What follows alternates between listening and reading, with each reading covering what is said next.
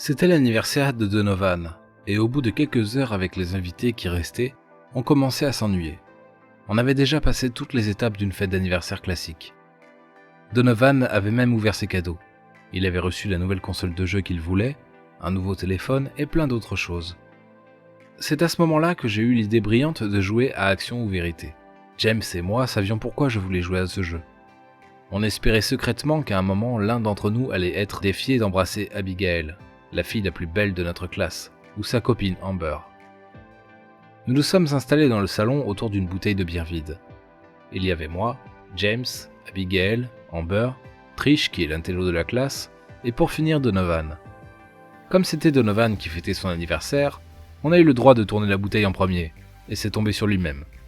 Il a choisi Vérité et Amber l'a demandé de dire ce qu'il pense vraiment de Trish. Il a alors dit qu'elle était une fille gentille, et que si on apprenait tous à la connaître, on s'en rendrait compte. Nous avons tous éclaté de rire, et Abigail a publié une story sur le groupe de la classe qui disait que Donovan était amoureux de Trish. Ça nous a encore plus fait marrer. James a tourné la bouteille et c'est tombé sur moi. C'était ce que je voulais. J'ai choisi Action, et il m'a défié d'embrasser Abigail, et c'est ce que j'ai fait. Le jeu a continué pendant plusieurs heures, et entre-temps, James avait plongé dans la piscine habillé. Amber avait publié une photo d'elle sans maquillage sur ses réseaux sociaux, Trish avait promis de faire le devoir de sciences d'Abigail le jour suivant.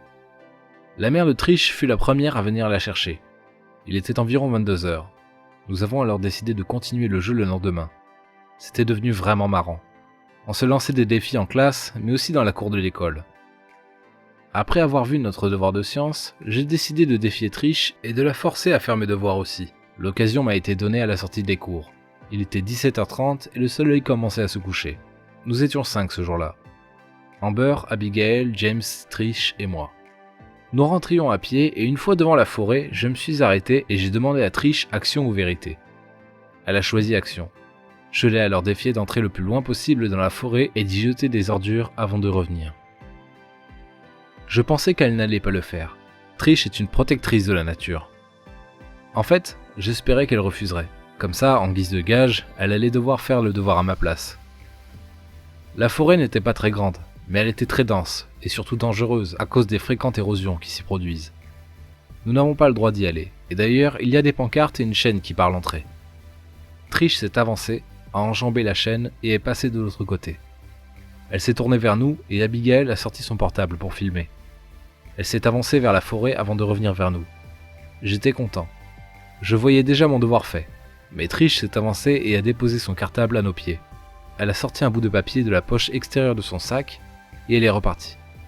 Elle avançait très doucement et Amber l'a dit qu'elle n'y est pas passée toute la nuit. Elle a alors accéléré les pas.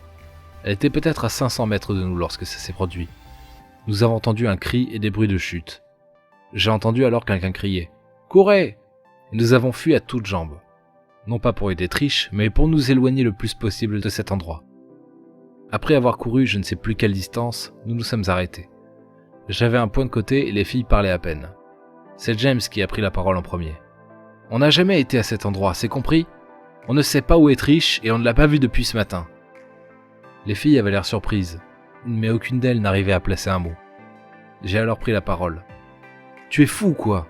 Abigail a filmé et le sac de Trish est juste à l'entrée de la forêt. Il faut aller la chercher. »« Abby, tu as mis la vidéo sur internet ? » ?»« Non, pas encore. Je voulais y ajouter des effets spéciaux d'abord. »« Tu vas devoir la supprimer. Si quelqu'un tombe dessus, nous aurons des problèmes. » Amber a rougi. Elle avait l'air blafard et lorsqu'elle parla, on sentait la peur dans sa voix. « Et si on allait voir ce qui lui est arrivé ? On doit l'aider. » Nous nous sommes tous tournés vers elle et James a dit « Nous savons tous ce qui lui est arrivé. Ce qu'il faut décider, c'est qui va aller récupérer son cartable. » Les filles étaient catégoriques. Elles refusèrent d'y retourner. Alors avec James, nous l'avons décidé en jouant à pierre-feuille-ciseaux, et j'ai perdu. J'y suis donc retourné. La nuit était maintenant totale, et je me suis avancé prudemment vers l'entrée de la forêt. Le sac était toujours là. Les autres m'attendaient à bonne distance en scrutant les endentures. J'ai ramassé le sac et j'ai tendu l'oreille pour écouter au cas où Trish crierait à l'aide. Rien. Je suis retourné vers les autres et nous avons décidé que j'allais le garder jusqu'à ce qu'on trouve un moyen de s'en débarrasser.